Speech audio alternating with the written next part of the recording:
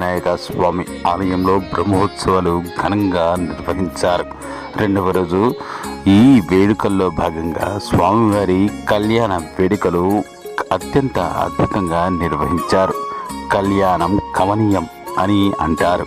అది ఇక్కడ కళ్ళ ముందు కనిపించేలాగా కళ్యాణోత్సవ వేడుకలను ఘనంగా నిర్వహించారు. రంగనాయక స్వామి లక్ష్మీదేవి వివాహ వేడుకలను ఘనంగా ఇక్కడ నిర్వహించారు.